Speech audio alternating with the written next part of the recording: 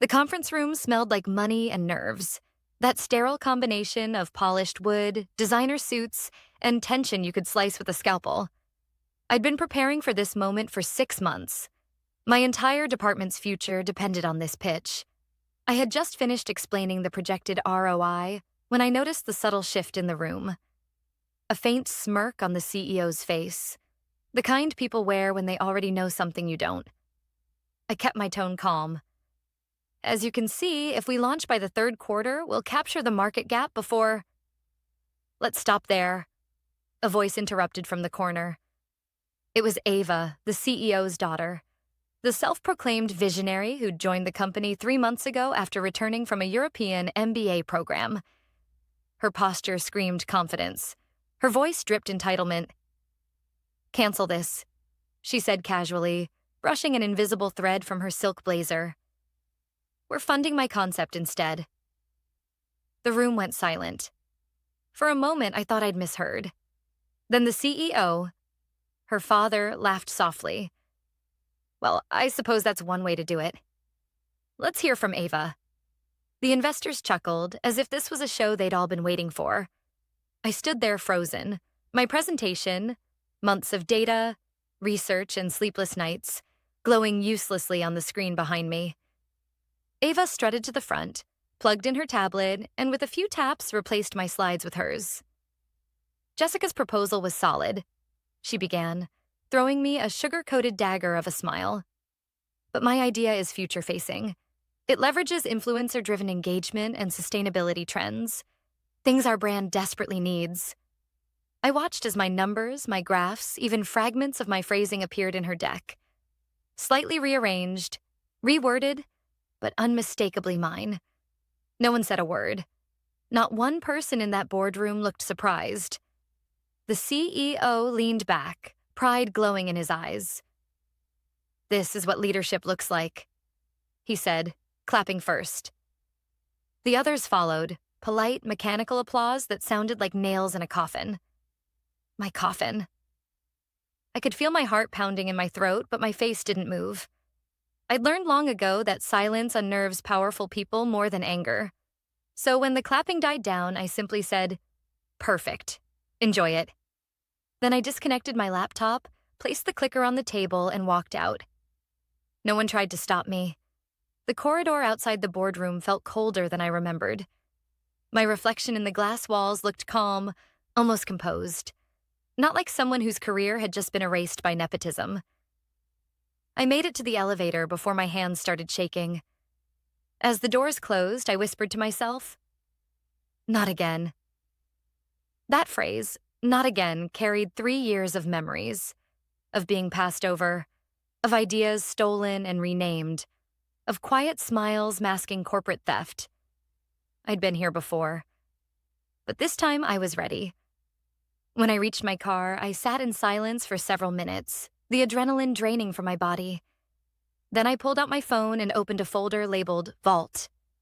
Inside were every version of my designs, timestamps, patent filings, and proof of authorship. Things I'd been documenting carefully since the first time someone borrowed my work. Let them have the meeting. Let them have their applause. Because what they didn't realize was that the core architecture of my project, the code and the proprietary model behind it, couldn't be replicated without my encryption key. I drove home, each red light feeling like a checkpoint between my old life and the new one forming in my head. When I finally parked, I didn't cry. I didn't rage. I opened my laptop. Within an hour, I had already transferred the license of my original prototype to a private shell company I'd registered under my own name months earlier. It was a precaution I never thought I'd need. Until now. By the time the sun began to set, my resignation letter sat drafted in my inbox. But I didn't send it yet. Not yet. Because experience had taught me one thing. When people betray you, don't react immediately. Wait. Watch. Let them reveal what they've stolen, and how deep their arrogance runs. 3 hours later, as I poured myself a glass of wine, my phone began buzzing. One call, then another, then another. 48 missed calls, all from the CFO. I set the glass down, my pulse steady. Something had gone very wrong, and they'd just realized what I already knew. The first domino had fallen. The sound of my phone vibrating on the counter felt almost aggressive in the quiet of my apartment.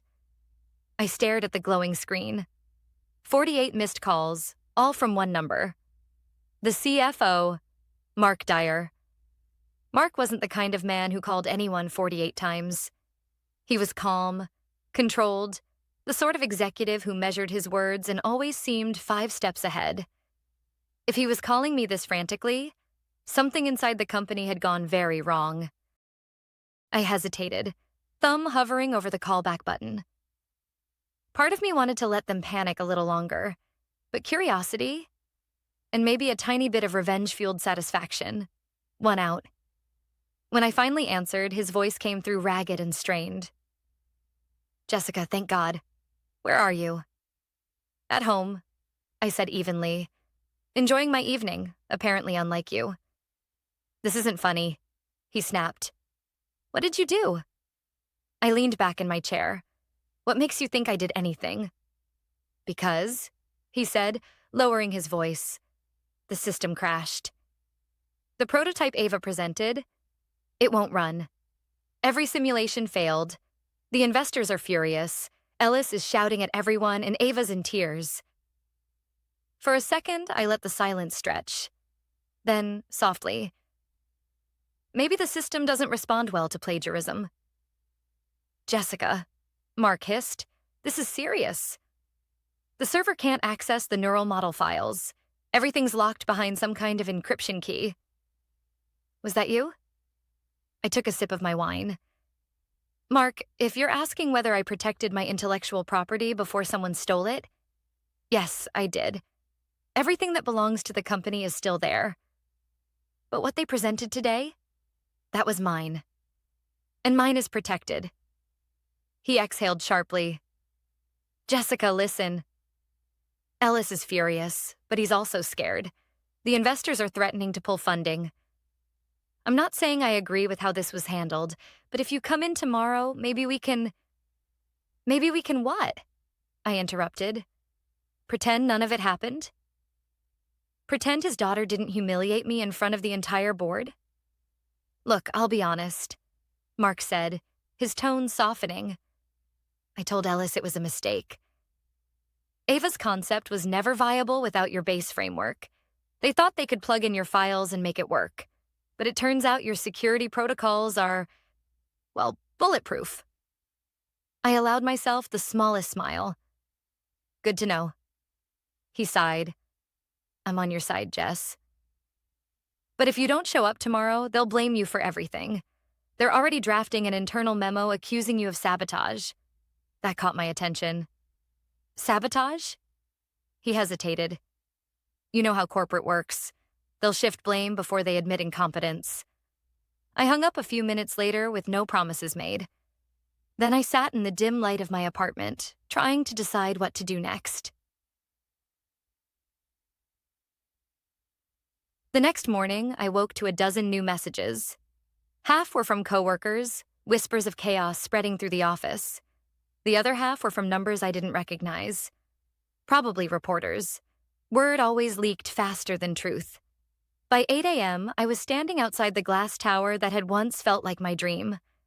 The company logo gleamed proudly on the building, but inside I could already see panic. People rushing between meeting rooms, phones pressed to ears, security standing awkwardly in the lobby. As I walked in, the receptionist looked up, startled. "Jessica, I thought..." "I know," I said quietly, "but I need to see Mr. Dyer." Mark met me in the lobby 10 minutes later. He looked exhausted, shirt wrinkled, tie loosened, eyes bloodshot. "You shouldn't have come," he muttered. "Ellis is on a warpath." "Then let's not keep him waiting," I said. We rode the elevator in silence. The tension in the building was palpable, the kind that spreads when people sense the walls are cracking. When we reached the executive floor, voices echoed down the hall. Ellis was yelling. "Do you have any idea what this looks like?" He barked. "The board's threatening an emergency review, and Kellen Ventures has frozen the funding until we provide results." Ava sat in the corner, mascara streaked down her cheeks, her usual arrogance replaced by fear. When Ellis saw me, his face twisted. You. I hope you came to explain why my company is on fire? I didn't flinch. Your company's on fire because you handed a match to your daughter. Don't get clever, he snapped. Unlock the files. I folded my arms. Those files are encrypted because they contain intellectual property registered under my name. You presented my work without consent. I'm not breaking my own legal protection. Ava stood abruptly. You can't do this. We're family here, family? I said, my voice calm but sharp. You humiliated me in front of my peers, took my research and claimed it was yours. That's not family, that's theft. Ellis slammed his fist on the table. Enough. You think you can hold us hostage? I'll have my lawyers. Go ahead, I said. They'll love discovering the timestamps that prove every element of that project originated on my personal account. The one I legally backed up and patented 6 months ago. Mark's eyes widened slightly. He hadn't known that. For a long moment, no one spoke. Then Ellis's tone shifted. Quieter, but more dangerous. You're making a mistake, Jessica. You can't win against us. I met his stare. Then maybe it's time you learned what happens when people like you underestimate the ones who built your empire. Without waiting for a response, I turned and walked out. My heart was pounding, but my steps were steady. In the elevator, I checked my phone again. Another message from Mark flashed across the screen. The investors want to meet you. Privately. Noon. Don't tell Ellis, I exhaled slowly, staring at my reflection in the mirrored wall. For the first time in years, I didn't feel like the employee they could silence. I felt like the one writing the next chapter. The cafe across the street from headquarters had always been my quiet escape. A place where I could think clearly, away from the politics upstairs. But today, as I stepped inside, it felt more like neutral ground for a war negotiation. 3 of the company's investors were already seated in the back corner, their tailored suits and tense expressions making them impossible to miss. Mark was with them, and when he spotted me, he gave a subtle nod. Part relief, part warning. Jessica, said the man in the middle, extending his hand. I'm Richard Hale. You probably know who I am, I did. He wasn't just an investor. He was the majority stakeholder, the one person Ellis truly feared. Please sit, Richard said. His tone was calm, but his eyes were sharp. We need clarity. Quickly, I took a seat across from them, folding my hands on the table. I assume this is about the situation. Mark exhaled through his nose. That's one way to describe it. The company's lost access to every prototype file. The presentation Ava gave is falling apart. Investors are demanding answers. I looked at Richard. And what answers has Ellis given you so far? Richard's expression hardened. That you sabotaged the system and withheld critical data. I almost laughed. Of course he did. He leaned forward. Did you? No, I said simply. I protected my work. There's a difference. Every file that belongs to the company is still there, but the algorithm Ava tried to present wasn't theirs to begin with. Mark spoke carefully. Jessica, you understand how this looks from the outside. You walked out mid-meeting, the system failed hours later, and now Ellis is claiming you locked everything behind personal encryption.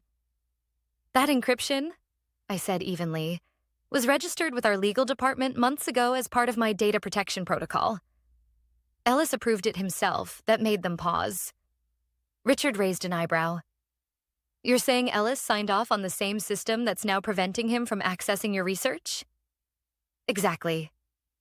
Mark frowned. But the investors saw working results before Ava's presentation. How's that possible if the system was locked? I looked at him.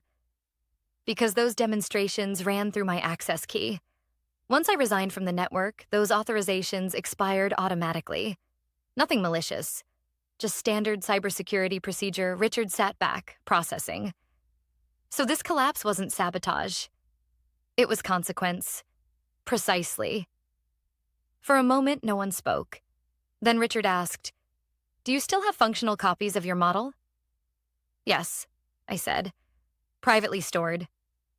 Independently tested and legally registered under my own name." Mark gave me a sharp look. "You filed ownership independently?" I nodded. After the first time one of my concepts got rebranded without credit, I decided to protect myself. Every design iteration since then has been logged and notarized. Ellis knew, but he didn't care. He assumed my loyalty would outweigh my self-preservation. Richard let out a low, humorless chuckle. Classic Ellis. Overconfidence wrapped in arrogance. He leaned forward again. "Tell me something, Jessica. If you still control the working prototype, would you consider presenting it to us directly?" Off the record, that caught me off guard. "You mean, without the company?" "Correct," he said. "We're not interested in drama. We're interested in results." Mark looked uneasy. "Richard, are you sure that's—" "I'm sure," Richard interrupted. "Ellis is spiraling. His daughter's meltdown yesterday was a PR disaster, and the board is already whispering about his removal. If Jessica's data can be verified, we may have a path forward that doesn't involve him." I hesitated. It was one thing to defend myself, another to expose the company's failures. But I thought of that moment in the boardroom, the laughter, the dismissal, the look on Ava's face when she erased 3 years of my work with one sentence. "Yes," I said finally. "I'll show you." Richard nodded once. "Good. Bring your documentation and the functional demo. Tomorrow morning, 9 a.m., my private office downtown. No company representatives. Just us." Mark's jaw tightened. "Ellis is going to lose it when he finds out." Richard smirked. "Then don't tell him until it's over." After the meeting, I sat alone in my car for a long time, the city noise muffled behind the glass. The logical part of me knew what this was, an opportunity to reclaim control. But another part of me, the part that still cared, felt something like grief. I had given that company everything, my ideas, my time, my loyalty, and they'd traded it for nepotism. That night, I barely slept. I went through every file, every lab note, every timestamp I'd ever saved. By 2 a.m., my small apartment looked like a command center. Folders spread across the table, laptop screens glowing with proof of everything I'd built. At 2:47 a.m., an email arrived from a blocked address. Subject: "You think you've won?" Body: "You're playing with fire, Jessica. Don't forget who built your career." I stared at it for a full minute, then deleted it without replying. Because he was wrong. He hadn't built my career. I had. And tomorrow morning, I would prove it. Morning light filtered through my blinds like an interrogation lamp. I'd barely slept, but adrenaline had taken the place of rest. Today wasn't just about defending myself. It was about reclaiming what they'd tried to take. By 8:30 a.m., I stood outside Richard Hale's private office on the 27th floor of a downtown high-rise. The space was nothing like Ellis's. Less showy, more deliberate. Bookshelves lined the walls, filled with titles on economics, leadership, and a few personal photos of family. It looked like the office of a man who built empires quietly. A young assistant showed me in. Richard was already there, joined by 2 other investors, Amira Patel and Daniel Cho, faces I recognized from board meetings but who had never spoken directly to me. They greeted me politely, though I could sense skepticism beneath their professionalism. "Good morning, Jessica," Richard said, gesturing toward the conference table. "We appreciate you coming." "Thank you for the opportunity," I replied. He nodded at my briefcase. "You brought the documentation?" I set it down, carefully arranging the stack of folders, flash drives, and legal certifications I'd assembled overnight. "Everything you'll need to verify the research, timestamps, and patent registrations. All verified by independent counsel." Amira leaned forward. "And the live demo?" I took a slow breath. "Ready." I opened my laptop and connected it to the monitor on the wall. The familiar interface came to life. The one I'd designed, tested, refined through thousands of hours of trial and error. Seeing it again felt both empowering and painful. This, I began, is the adaptive delivery framework that underpinned my project. The version Ava attempted to present yesterday was an incomplete copy. It lacked the authentication algorithm that stabilizes performance under real-time conditions. Daniel frowned slightly. Meaning? Meaning, I said. Without it, the system collapses. The data looks fine on paper, but it fails in practice. That's what you saw happen yesterday. I clicked a few keys and the model began running. Real-time metrics appeared on the screen. Stability at 99.8%, performance threshold green. Perfect. The investors leaned forward, watching as I walked them through the process. The equations, the testing environment, the verification logs. Every data point matched the reports they'd seen months earlier, except now, the results were replicable. Richard's eyes narrowed in concentration. This is the same model that generated those early results? Yes, I said. Except now it's mine, not theirs. And it works because it was built from understanding, not imitation. Amira glanced at Richard, then back at me. Ellis told us you developed this while employed under his company. That gives them partial ownership under your contract, I expected that. Only for work conducted during paid hours using company resources, I replied. But the core algorithm, the stabilizer and authentication framework, were developed independently, on my own equipment, in my own time. I've got digital evidence for every stage. I handed her a folder, showing notarized timestamps and independent lab correspondence. I anticipated what might happen after seeing how they handled previous innovations, so I made sure to protect my work legally. Daniel whistled softly. You were smart. Cautious, I corrected. Smart would have been leaving sooner. Richard gave a small, approving smile. I appreciate your transparency. Tell me, Jessica, what do you want now? The question caught me off guard. What do I want? Yes, he said. If we back you, what's your goal? To take Ellis down? To build something of your own? Or just to be right? I paused. The truth was, a week ago I would have said revenge. But now, sitting here, watching the data flow across the screen, proof that my work could change the industry, I realized it wasn't about revenge at all. I want to continue the work, I said finally. Properly, ethically, with people who care about innovation, not power. Amira nodded slowly. And if we agree to that, what happens to Ellis's company? That's up to them, I said. But without this technology, they'll lose every investor who matters. I'm not sabotaging them. I'm just moving forward without them. Silence filled the room.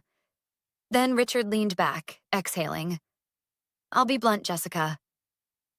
What you've done here is extraordinary, but it puts us in a complicated position. If we support you, we'll be burning bridges with Ellis and possibly facing legal backlash. I met his gaze.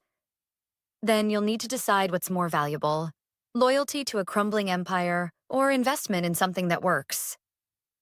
For a long moment, Richard said nothing. Then he stood. We'll verify your documents. If everything checks out, expect to hear from us within 48 hours. He extended his hand. I shook it firmly, keeping my composure even as adrenaline surged through me. As I packed up my laptop, Amira offered a small smile. You handled yourself well in there. Ellis underestimated the wrong person. When I stepped back into the hallway, my phone buzzed. A message from Mark. Ellis just found out you met with the investors. He's losing it. Be careful, Jess. I slipped my phone into my bag, a quiet calm settling over me. For the first time, I wasn't afraid of what Ellis might do next, because panic only works when the other person still has power. And this time, he didn't. 2 days passed like a held breath. I went through the motions of normal life. Grocery shopping, feeding my cat, answering meaningless emails. But underneath it all, I was waiting. Every sound from my phone made my heart skip. Every silence stretched too long. By Friday morning, I was pouring coffee when the message finally came. From Richard Hale. Subject, decision body. Everything checks out. We're terminating funding to Ellis's company effective immediately.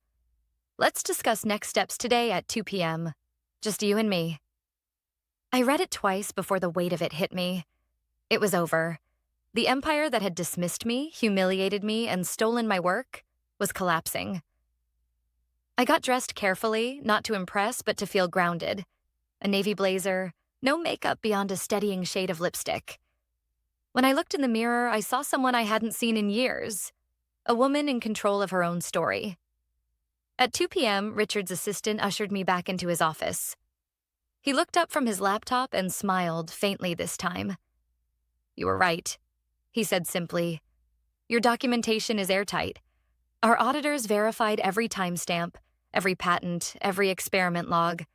Ellis doesn't have a case." I exhaled slowly, tension leaving my shoulders. "What about the company?" "Already imploding," Richard replied. "The board held an emergency session this morning. Half the investors pulled out after seeing the data you shared. The rest are demanding Ellis's resignation." I hesitated. "And Ava?" "She resigned last night. There's a rumor she's leaving the country for a while." The image of her smug grin from that day in the boardroom flashed through my mind, but instead of satisfaction, I felt something closer to pity. Maybe she'd finally learned what accountability felt like. Richard's voice pulled me back. "We'd like to invest in you directly, Jessica. A new company, independent with full creative control. We can fund your research under your leadership. Name your terms." For a moment, I couldn't speak. I'd spent so long fighting for recognition that I'd almost forgotten what it felt like to be believed in. "I want transparency," I said finally. "No politics. No stolen credit. Everyone who works for me gets proper acknowledgement." Richard nodded. "Done. We'll draft the paperwork this week." I smiled. "Then let's build something real." That evening, I walked along the river, my phone buzzing with notifications, news headlines, industry blogs, whispers of a scandal spreading through the business world. CEO steps down amid intellectual property dispute. Whistleblower scientist proves key innovation was hers. Ellis Group faces collapse after funding withdrawal. I stopped reading after that. The satisfaction was fleeting. I wasn't interested in headlines. What mattered was the quiet that came after. The kind that only arrives once you've stopped trying to prove your worth to people who never intended to see it. Back at my apartment, I found an envelope slipped under the door. No name, no return address. Just my own name written in rushed handwriting. Inside was a folded sheet of paper and a USB drive. The note read, "You were always the one who deserved it. I'm sorry. Mark." My chest tightened. The drive contained internal emails, proof that Ellis had planned to claim ownership of my algorithm months before Ava's presentation. I sat down, overwhelmed by how deeply the betrayal had gone, and how quietly Mark must have risked everything to send this. I typed a brief reply from my phone. "Thank you. I hope you find a place that deserves your integrity." Then I deleted the evidence from my mind, if not from my files. There was no need to destroy what was already broken. The next morning, I met Zara, my closest friend from the lab, for coffee. She looked exhausted, but lighter somehow. "You heard, right?" she said. "Ellis was escorted out yesterday. No press, no ceremony. Just gone." "I heard," I said. She stirred her drink. "People are talking about you. Some say you planned it all. Others say you got lucky." "Maybe both," I said with a small smile. She reached across the table. "So what now?" "I'm starting something new. My own lab, my own team." Zara's eyebrows lifted. "You need another scientist?" I laughed. "Always." She grinned. "Then count me in." For the first time in years, I felt something pure. Not anger, not relief, but peace. A week later, I stood inside an empty workspace, bare walls, two desks, and a whiteboard waiting to be filled.